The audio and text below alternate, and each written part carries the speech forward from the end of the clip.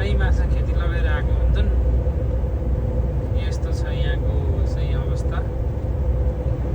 हाम्रो नेपालमा कृषि प्रधान देश भन्छन्, सबै बारी जति बाँझो राखेका छन्। तपाईँको दुखी गरिबलाई गरेर खान दिए पनि त्यही ठाउँमा बरु गरेर त खाने थिए नि। सुकुम्बासी भएर धन सम्पत्ति केही पनि नभएर त बस्नुपर्ने अवस्था थिएन। यहाँ देख्न सक्नुहुन्छ यहाँको मलाई डाँडा काँडा सबै तपाईँको खेती नै लगाएको हुन्छन् यहाँका मान्छेहरूले। कतै कतै खाली देख्न सक्नुहुन्न। यहाँ चाहिँ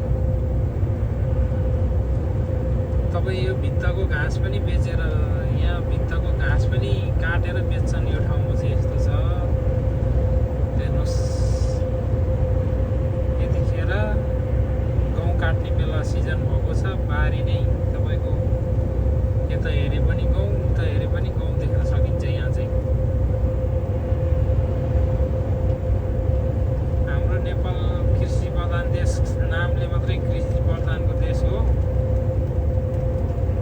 युरोपियन कन्ट्रीहरूमा देखियो भने तपाईँले देख्नुभयो भने बारी कहीँ पनि खाली हुँदैन। यहाँ चाहिँ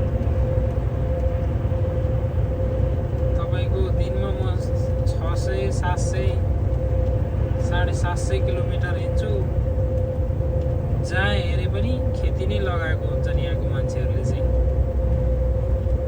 अब तपाईँको अलिसम्म खेतीयोग्य जमिन एरियामा न बस्ती हुन्छ न के हुन्छ यसरी।